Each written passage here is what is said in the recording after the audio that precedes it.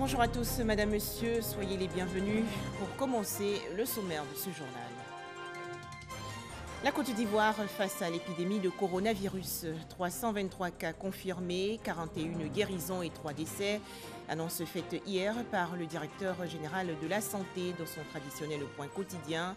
Le professeur Mamadou Samba qui exhorte les populations à porter des protections faciales pendant leur déplacement. Toujours en Côte d'Ivoire, le parc des sports dans la commune de Trècheville. Ce complexe sportif sera un centre de confinement des malades du Covid-19. Le ministre de la Santé et de l'Hygiène publique, le docteur Eugène Akaouélé, s'est imprégné il y a quelques jours de l'état d'avancement des travaux de construction des logements préfabriqués. Enfin, l'Organisation mondiale de la santé condamne les propos racistes de chercheurs évoquant l'Afrique comme un terrain d'essai pour un vaccin anti-coronavirus. Édition encore consacrée au coronavirus.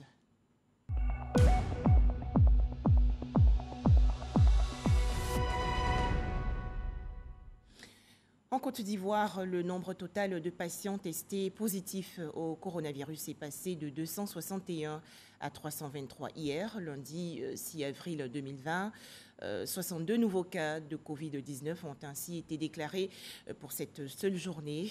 Annonce faite hier par le directeur général de la santé, le professeur Mamadou Samba. Tout de suite, un extrait de son traditionnel point quotidien. Le ministère de la Santé et de l'Hygiène publique a enregistré ce lundi 6 avril 2020 62 nouveaux cas d'infection à Covid-19 sur 138 échantillons prélevés, portant ainsi à 323 le nombre total de cas confirmés et 4 nouveaux guéris, ce qui fait au total 41 personnes guéries. La Côte d'Ivoire compte donc à ce jour 323 cas confirmés Covid-19, 41 guéris et 3 décès. La répartition de ces 62 nouveaux cas confirmés ce jour se fait comme suit. 58 à Abidjan et 4 à l'intérieur du pays, plus précisément à Adiaké. Cependant, il existe des cas positifs dans plusieurs autres communes de la ville d'Abidjan. Il est donc important de limiter vos déplacements le plus que possible. Aussi, le port du masque est vivement recommandé lors de vos différents déplacements. Face à l'évolution croissante du nombre de cas à Covid-19, le ministère de la Santé a augmenté le nombre de sites de dépistage et de prise en charge des cas, dans le but de rapprocher ces services le plus possible des populations tout en limitant leurs déplacements. À présent, les chiffres en Afrique de l'Ouest. 13 cas confirmés de Covid-19 et 3 décès au Libéria. 214 cas confirmés et 5 décès au Ghana. Le Burkina Faso avec 345 cas confirmés et 17 décès. À noter 111 cas confirmés et aucun décès en Guinée-Conakry. Où en est l'épidémie de coronavirus dans le monde? Voici les chiffres publiés par l'Organisation mondiale de la santé. À noter 1 214 726 cas confirmés et 67 838 décès dans le monde. Le continent africain compte 6 986 cas confirmés. Les États-Unis annoncent 307 318 cas confirmés. Le Royaume d'Espagne comptabilise 130 759 cas confirmés. Enfin, 128 948 cas confirmés en Italie. Le gouvernement ivoirien condamne fermement les actes de vandalisme perpétrés récemment dans la commune de Yopougon au quartier BAE. Annonce faite hier par le ministre de la Sécurité et de la Protection civile lors du point presse quotidien relatif à la crise sanitaire du coronavirus. Le ministre de l'Emploi et de la Protection sociale, Pascal Abinon, de son côté, a assuré que l'État travaille à minimiser l'impact du Covid-19 sur le plan professionnel. Les précisions de Mahama Traoré. Au point presse gouvernemental de ce lundi, évidemment, le sujet relatif aux violences perpétrées ces dernières heures à Yopougon était à la une. À Yopougon, de quoi il s'agit? BAE, d'un site de prélèvement, un site de dépistage. Ce n'est pas un site où il doit avoir des malades. C'est un site qui est fait pour informer la population sur le Covid-19, qui est fait également pour les personnes saines qui veulent connaître leur statut. Les personnes vont dans ce centre et on les dépiste et on leur donne leur statut. Donc il n'est pas question d'interner des personnes ou d'avoir des personnes malades. Bien évidemment, même si ça avait été un centre de soins, où est le mal?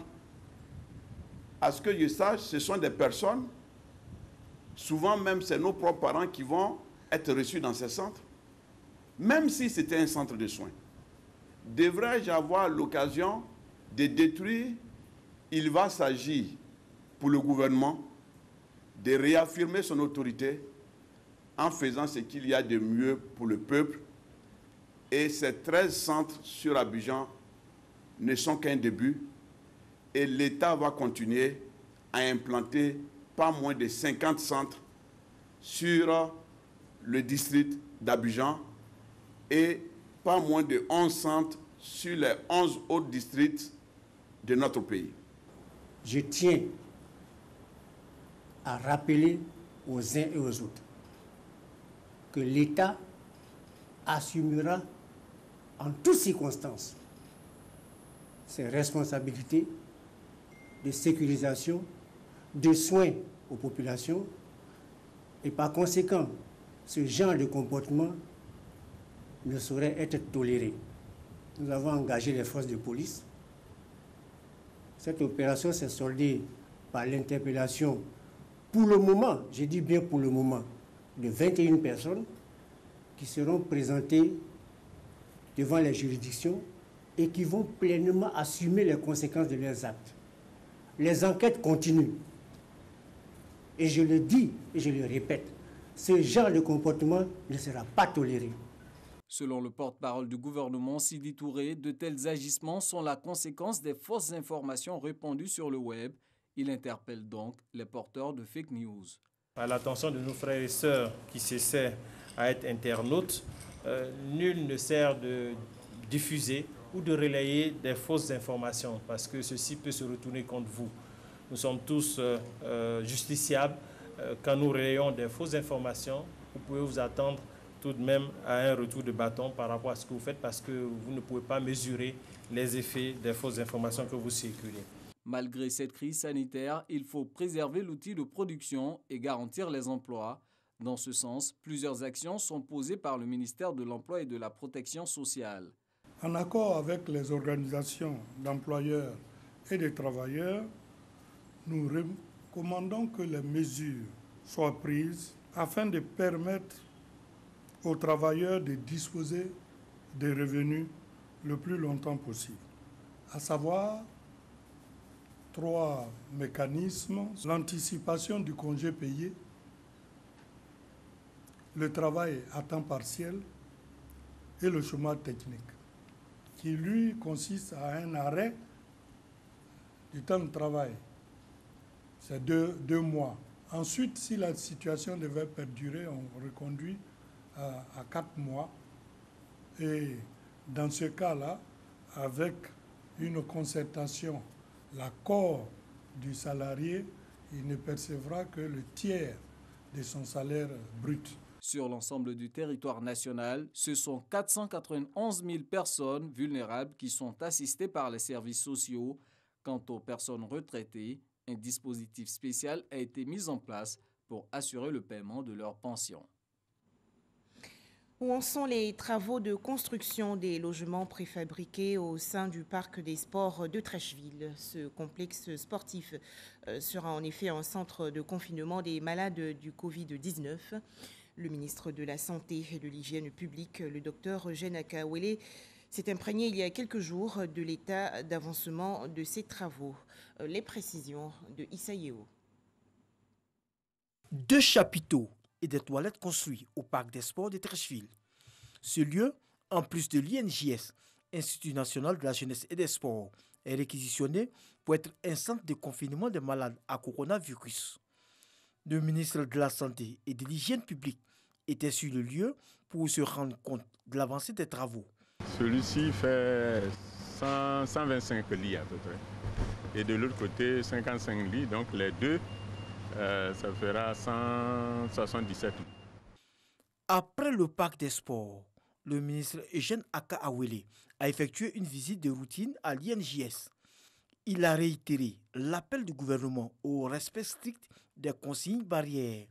Abidjan même a été touché du fait de l'importation du virus qui est venu de l'extérieur et à l'intérieur d'Abidjan aussi. Comme pour l'heure, il n'y a pas de confinement quartier par quartier, il faut attirer l'attention des uns et des autres pour qu'ils fassent attention. Le ministre de la Santé et de l'Hygiène publique, Aka Awele, a insisté sur la responsabilité et la discipline pour bouter hors de la Côte d'Ivoire le coronavirus. Et dans le cadre de la lutte contre le coronavirus, des kits sanitaires ont été remis récemment à toutes les structures sanitaires publiques du pays. C'est un don de la Fondation Jack Ma. Cérémonie en présence du ministre de la Santé et de l'Hygiène publique, le docteur Eugène Aka Awele. Le point avec Cheikh Koné. C'est une donation importante de fournitures composées de combinaisons médicales, des tests PCR ARN, des thermomètres infrarouges, des gants, des gels hydroalcooliques et des masques destinés à l'ensemble des établissements sanitaires et parapublics, ainsi que 7 autres bénéficiaires. Cela donc nous rassure et devait rassurer tout le personnel donc, sur le terrain, en première ligne comme donc, en arrière-plan de ce que nous allons recevoir très bientôt à partir donc, de ce lancement, tous les équipements que nous attendions pour nous protéger et protéger nos patients. Pour une gestion efficiente et transparente de ce matériel, un mode opératoire de distribution des consommables et des médicaments a été établi. Ce plan comportera 2 phases. Une première phase de distribution d'urgence selon le mécanisme d'allocation, s'appuyant sur les dons réceptionnés et selon des circuits spéciaux. Et ce plan sera mis en œuvre jusqu'au 10 avril. Ensuite, nous aurons une seconde phase de consolidation des stocks des bénéficiaires qui devrait débuter le 20 avril. Saluant la contribution de la Chine dans la lutte contre la pandémie, le ministre de l'Intérieur et de la Protection civile s'est adressé aux réfractaires des mesures édictées par le gouvernement. Je saisis cette occasion pour lancer un appel à tous ceux, malheureusement, qui n'ont pas encore compris que cette maladie n'a ni couleur, ni parti politique, ni ethnie, ne trie pas les victimes. Pour que chacun comprenne que c'est l'union sacrée qui nous permettra de venir à bout de cette pandémie. Le ministre de la Santé et de l'Hygiène publique a témoigné la reconnaissance de l'État et du gouvernement ivoirien aux donateurs. Il a rassuré sur la gestion transparente de ce matériel. Son Excellence le Premier ministre nous a instruit de faire une redistribution rationnelle de ces dons aux structures bénéficiaires, que personne ne soit oublié. C'est l'objet de cette cérémonie que le ministre général Vagondo et moi-même nous attelons à faire pour permettre de briser la chaîne de contamination du coronavirus. Ce don de la Fondation Jack Ma n'est que le premier lot d'une série de dons au profit des pays africains afin de les aider dans la lutte contre la maladie à coronavirus. Ce don comprend 1,1 million de kits de dépistage, 6 millions de masques et 60 000 combinaisons de protection.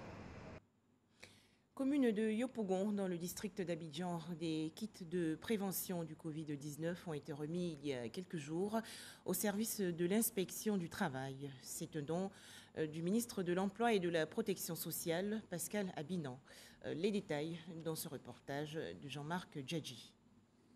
Le ministre de l'Emploi et de la Protection sociale, Pascal Kwaku Abinan, fournit des kits de prévention aux différentes inspections du travail du district d'Abidjan.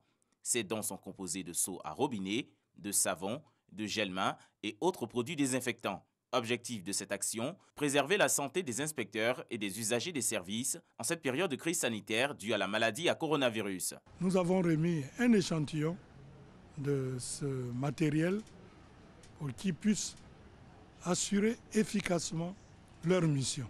Nous sommes le monde du travail et notre rôle, c'est de tout faire pour bouter hors de ce monde du travail le Covid-19 qui est en train de décimer le monde entier. Le ministère de l'Emploi et de la Protection sociale veut être en première ligne dans la lutte contre la pandémie. La remise de matériel de protection aux services d'inspection du travail s'étendra sur toute l'étendue du territoire national. Toujours en Côte d'Ivoire, une série de mesures visant à soutenir l'économie du pays dans le contexte de la pandémie du Covid-19. Ce plan de 1700 milliards de francs CFA a été annoncé il y a quelques jours par le Premier ministre Amadou Gon Coulibaly. Alors qu'en pensent les chefs d'entreprise installés sur le territoire national? Ils sont au micro de Cheikh Koné. 1700 milliards de francs CFA, soit 5% de la richesse nationale. C'est le montant annoncé par le chef du gouvernement lors de son adresse à la nation. Une adresse fortement attendue pour une riposte à la hauteur de la crise sanitaire dont les impacts sur l'économie nationale sont perceptibles aujourd'hui plus qu'hier. Les opérateurs, tous secteurs confondus, attendaient beaucoup de ces mesures une semaine après. Comment les juge-t-il? Nous avons apprécié très sincèrement le mode participatif du gouvernement qui, dès le départ, nous a associés à travers les départements ministériels aux différentes rencontres pour faire des propositions par rapport justement à cette pandémie dès l'annonce. Et nous avons pu noter que nos préoccupations, à 90%, ont été prises en charge dans le cadre des mesures proposées par le Premier ministre. Les mesures qui consistent à reporter le paiement des impôts sont des mesures intéressantes. Je voudrais également dire que nous avons demandé au gouvernement de payer la dette intérieure. Et je pense qu'il y a des mesures qui ont été prises dans ce sens. Donc, dans l'ensemble, nous avons noté à peu près 20 mesures qui concernent les petites et moyennes entreprises et particulièrement, dans l'ensemble, les grandes entreprises. Et ces mesures sont bonnes à prendre. J'étais agréablement surpris par la réaction du Premier ministre et la proposition, le soutien qu'il a fait et qu'il apporte, pas seulement à l'économie, mais à la population. Donc c'est une action qui est agréablement acceptée par tout le secteur privé, surtout par nos entreprises.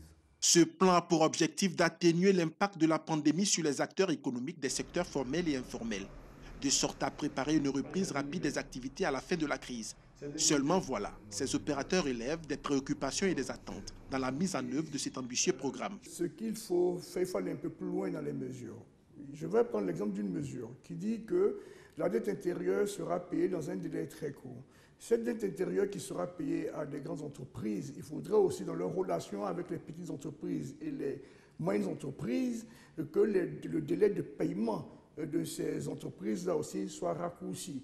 Si les grandes entreprises, il y a une célérité au niveau de leur paiement et que ça ne se reflète pas sur le paiement des factures des petites et moyennes entreprises, on aura brisé la chaîne et les mesures n'auront pas d'impact. Lorsqu'on reporte le paiement de certains impôts à une date ultérieure, il faudrait qu'on ait un chiffre d'affaires en face. Voilà, s'il n'y a pas de chiffre d'affaires, il est entendu qu'on ne pourra pas payer ces dettes-là. Donc, ce qui serait intéressant de faire, c'était de supprimer carrément ces charges-là pour ces PME qui sont spécifiquement dans le secteur de l'hôtellerie, de la restauration, dans l'événementiel surtout, parce que ces structures ont fermé par la volonté, je dois dire, du gouvernement. Pour que les entreprises aussi puissent survivre, il faut déjà dès le départ leur apporter ces soutiens. Des milliards ont été annoncés. Moi, je pense que certaines dispositions peuvent être prises pour que dans l'immédiat, on puisse accompagner. Il y a les PME, il y a le secteur informel. Au regard de la forte chute de l'activité économique, la croissance économique de la Côte d'Ivoire, estimée à 7,2% pour l'année 2020, serait réduite de moitié et s'établirait à 3,6% dans l'hypothèse selon laquelle la crise sanitaire de la maladie à coronavirus venait à être jugulée dans 2 mois, soit fin juin 2020. Aucun cas de coronavirus déclaré à Gagnoa, dans la région centre-ouest du pays, mais les autorités restent vigilantes et accentuent la sensibilisation. Les forces de défense et de sécurité sont mobilisées pour expliquer aux populations les mesures et gestes barrières pour éviter la propagation du Covid-19. Léon Brou de RTI Bouaké. Gagnoa, région du Gord. Aucun cas de Covid-19 encore signalé. Mais en journée, rencontres de sensibilisation, comme c'est le cas ici, entre comité régional de sécurité, présidé par le préfet de la région et hôteliers. Pendant ce temps, patrouille de la police, même dans les marchés, pour veiller au respect de la distance sociale d'au moins 1 mètre. Dans les centres commerciaux et autres établissements accueillant du public, il faut s'assurer de la présence de dispositifs de lavage des mains et de l'observation des autres mesures barrières. On avait déjà fait un dispositif de lavage des mains. Il y en a quand ils arrivent, ils trouvent que ça c'est du faux, mais on les oblige à le faire parce qu'il faut que ce soit une culture désormais. J'ai envie de vivre longtemps, de voir mes enfants grandir, j'observe cette distance d'1 mètre. L'épidémie est quelque chose vraiment de réel, donc avec le soutien de la police et les efforts de l'administration, nous arrivons à mettre en place les consignes. 21h ce 2 avril, 9e jour du couvre-feu et 2e grande patrouille nocturne conjointe, police, eaux et forêts, gendarmerie, préfet de la région du Go. Une seule consigne, fermeté dans le respect des droits humains. Il vous a recommandé la fermeté, mais dans la courtoisie et surtout le professionnalisme pour mener à bien cette mission. Vous allez éviter les violences, surtout les violences sur ces citoyens, parce qu'ils sont suffisamment traumatisés. Mais ceux qui vont se montrer récalcitrants, téméraires, nous allons leur apporter la réponse qu'il faut. Direction les quartiers de Gagnoa, notamment Commerce, Babré, Dioulabougou, Garayo, partout, rien à signaler. Nous espérons vivement que nos populations respecteront scrupuleusement toutes les consignes qui ont été éditées pour que Gagnoa ne puisse pas enregistrer un seul cas. Nous sommes en phase d'une pandémie où il n'y a pas de médicaments. Donc les mesures qu'on nous demande, c'est des mesures barrières, c'est les premières mesures. J'exhorte les populations à les respecter, à faire en sorte que nous passions tous par ce comportement-là, barrage, n'est-ce pas, à la pandémie.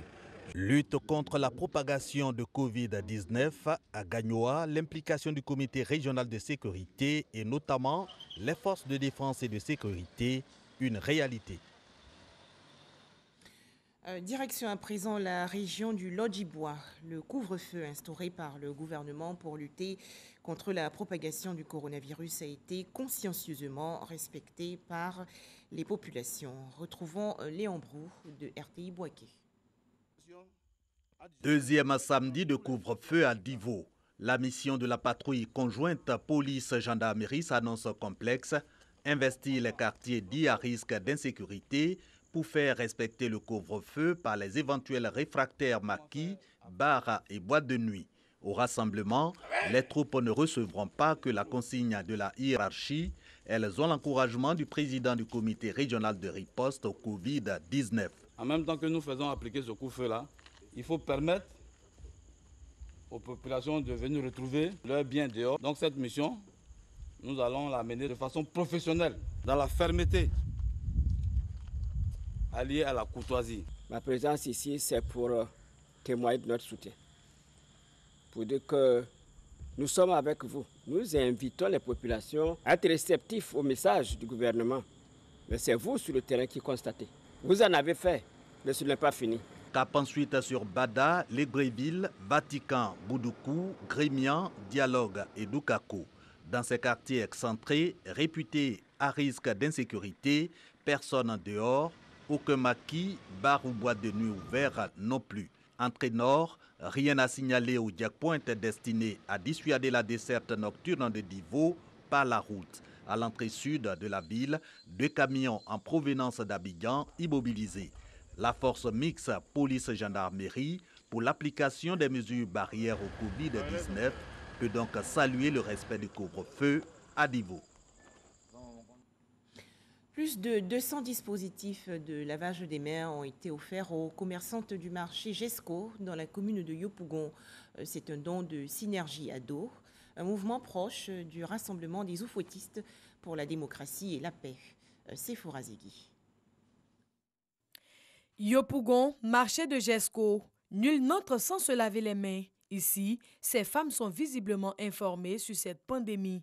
Elles exigent à la clientèle la désinfection systématique des mains. Avant tout achat, ces commerçantes prennent le destin en main. Tous les matins, quand nous arrivons, depuis que nous avons appris que le coronavirus est en train de ravager, quand les matins on arrive, nous sommes sensibilisés pour prendre des seaux. Nous déployons les seaux au long des marchés. Nous lavons les mains, nous avons des gels pour déployer sur nos tables, nous portons des gants. Et nos clients, quand ils arrivent, on leur demande de se frotter les mains avec les gels qui se trouvent sur nos tables afin que nous évitons cette maladie. Pour les aider à mener une sensibilisation plus accrue dans le marché, Synergie Ado, un mouvement proche du RHDP, vient de leur offrir un kit de lavage des mains. Nous savons qu'elles ne maîtrisent pas forcément les règles d'hygiène, donc ces dons vont leur permettre d'apprendre à se laver les mains, de prévenir la maladie à coronavirus, tout en les sensibilisant pour qu'elles sachent que la maladie est vraiment réelle. Ce don du Premier ministre Amadou Gon Coulibaly, composé de 200 kits de lavage des mains, sera redistribué dans tous les marchés de la commune de Yopougon et d'Abobo par Synergie Ado. Des vivres et non-vivres pour les ménages démunis de la commune du Plateau. C'est une initiative d'un résident de cette municipalité. Ce don s'inscrit dans le cadre de la lutte contre le coronavirus. On en parle avec Éric Goré. Voici l'échantillon du don reçu par la mairie du Plateau en cette période de menace de la pandémie à coronavirus, don destiné aux personnes vulnérables. C'est le maire en personne qui l'a réceptionné. Un don composé de sacs de riz, de gel de main et de seaux à pompe. C'est un habitant de la commune du Plateau qui a fait ce geste. Ouattara Dramonde épouse ainsi l'élan de solidarité initié par le gouvernement. C'est un moment fort qui va certainement en appeler d'autres pour que la prévention et peut-être, on ne le souhaite pas, les soins nécessaires puissent être apportés à ceux qui auront pu malheureusement être atteints par cette pandémie. Le maire du Plateau exprime toute sa gratitude et encourage cette action. Nous pouvons dire vraiment merci. Ces kits alimentaires que nous avons reçus ainsi que les kits sanitaires vont beaucoup soulager nos populations. Pour lutter efficacement contre le coronavirus en Côte d'Ivoire, le gouvernement invite les populations à respecter les mesures barrières, mais également à éviter de faire circuler de fausses informations en cette période sensible. Les ferrailleurs des casses modernes du district d'Abidjan se sont aussi engagés dans la lutte contre le coronavirus. Ils organisent actuellement des campagnes de sensibilisation à l'endroit des populations. Cette initiative est soutenue par la municipalité d'Abobo. Mamadou Kouassi. Les ferrailleurs de la casse d'Abobo s'impliquent dans la lutte contre la maladie à coronavirus. Réunis au sein d'une plateforme dénommée l'Association des ferrailleurs et des casses modernes, ces acteurs du monde informel partent en guerre contre le Covid-19 avec du matériel de lavage des mains. Nous ne pouvons pas laisser que le gouvernement va tout faire.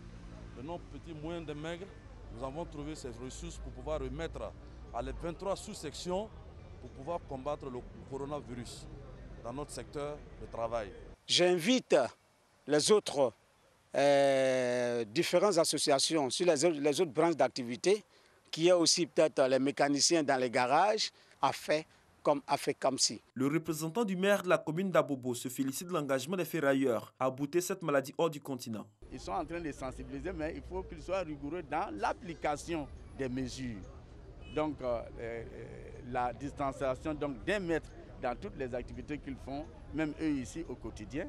Ensuite, le lavage des mains et la protection donc par les masques qu'il faut qu'ils portent à tout moment dans leurs activités pour se protéger eux-mêmes et protéger également les clients qui viennent. Après cette remise, le président de la FECAMSI et son équipe comptent sillonner l'ensemble des 23 sections pour sensibiliser davantage les ferrailleurs au respect des mesures barrières. Dans l'actualité nationale également, 98,3 milliards de francs CFA pour la réalisation de systèmes hydrauliques en zone urbaine et dans 95 chefs-lieux de sous-préfecture. Un accord a été signé il y a quelques jours entre le ministre de l'Hydraulique, Laurent Tchagba, et une entreprise israélienne. Les précisions de l'Anciné Bakayoko. Les autorités ivoiriennes multiplient les efforts pour assurer une meilleure couverture en eau potable, tant à Abidjan qu'à l'intérieur du pays. En pleine crise du coronavirus, Cette signature de marché de réalisation du système d'hydraulique urbaine place en priorité les chefs-lieux de sous-préfecture. Dans le cadre des difficultés que nous traversons avec la pandémie du coronavirus, nous allons faire des anticipations pour que l'eau potable ne vienne pas à manquer à l'intérieur du pays. Selon le diagnostic fait par le gouvernement, sur les 500 sous-préfectures que compte la Côte d'Ivoire, environ 200 sont insuffisamment équipés de systèmes d'adduction d'eau potable. Ce projet rentre donc dans le cadre du vaste programme d'urgence dénommé Eau pour tous. Un temps un peu complexe avec tout ce qui se passe avec le coronavirus, mais le groupe Mitterrand va faire le maximum et de partager et de faire ce projet qui a un impact très important au gouvernement et à la population ivoirienne. On va mettre tout en place pour que ça va aboutir le plus vite possible. Ces travaux d'équipement devraient renforcer les capacités de production des localités déficitaires en eau potable et surtout faciliter les branchements sociaux en faveur des familles démunies. Notre souhait est que ce projet soit en 2 étapes. La première étape va concerner 95 sous-préfectures, chefs-lieux de sous-préfecture, et la deuxième étape va adresser le reste des sous-préfectures. Tous les chantiers seront disponibles en 2023, soit 3 ans de travaux. Montant de l'investissement, 98,3 milliards de francs CFA. 51 pays africains sur 54 actuellement touchés par le coronavirus. Des mesures drastiques sont donc prises par les Africains pour endiguer cette épidémie. En Côte d'Ivoire, les ressortissants nigériens, notamment les communautés Haoussa, Zarma et Tamaché, ont été sensibilisés aux méthodes de prévention. C'est une initiative de l'ambassade du Niger. Francis Boifo. Avec environ 800 000 personnes, la communauté nigérienne est fortement représentée en Côte d'Ivoire. Face à la maladie à coronavirus, le président du Haut Conseil des Nigériens de Côte d'Ivoire rencontre les responsables des communautés Haoussa, Zarma et Tamachek. Il les invite à communiquer sur les mesures prises par le gouvernement. Que tout le monde respecte le couvre-feu. Mais si vous n'avez pas respecté le couvre-feu, s'il arrive quelque chose, c'est vous qui avez cherché nos gens qui viennent qui vendent de la viande, nos gens qui vendent de la tchéké et les gens qui vendent le café, tout cela doivent arrêter de vendre. Une loi de la Côte d'Ivoire, elle vaut pour tous. La communauté nigérienne vivant en Côte d'Ivoire est présente dans les secteurs économiques et commerciaux. Des gens qui veulent acheter des marchandises, qui veulent essayer comme de repartir avec ces marchandises, allez-y voir les autorités compétentes, le préfet, et demandez, nous avons besoin, disons, quand même d'une autorisation pour la sortie de telle ou bien telle marchandise. Là, le préfet va vous donner une autorisation de sortie. La Côte d'Ivoire et le Niger entretiennent d'excellentes relations de coopération dans plusieurs domaines depuis les années 50. Des images à présent. Au Royaume-Uni, contaminé par le coronavirus, le Premier ministre Boris Johnson a été transféré hier en soins intensifs après que ses symptômes se soient aggravés. Selon un communiqué, Boris Johnson a demandé à son ministre des Affaires étrangères, Dominique Raab, de le remplacer là où nécessaire. L'Organisation mondiale de la santé réagit après les propos de chercheurs ayant récemment évoqué l'Afrique comme un terrain d'essai pour tester un vaccin potentiel contre le coronavirus. Il s'agit là d'un discours raciste, a martelé Tedros Adhanom Ghebreyesus, le responsable de l'OMS, lors d'une conférence de presse virtuelle depuis Genève, en Suisse. Le Conseil de sécurité des Nations Unies va tenir le jeudi 9 avril prochain sa toute première réunion sur la pandémie de Covid-19. Et pour terminer, rappelons les chiffres relatifs au coronavirus. En Côte d'Ivoire, 323 cas confirmés, 41 guérisons et 3 décès. 13 cas confirmés et 3 décès au Libéria. 214 cas confirmés et 5 décès au Ghana. Le Burkina Faso avec 345 cas confirmés et 17 décès. À noter 111 cas confirmés et aucun décès en Guinée-Conakry. 1 214 726 cas confirmés et 67 838 décès dans le monde. Le continent africain compte 6 986 cas confirmés. Les États-Unis annoncent 307 318 cas confirmés. L'Espagne comptabilise 130 759 cas confirmés. Et enfin, 128 948 cas confirmés en Italie.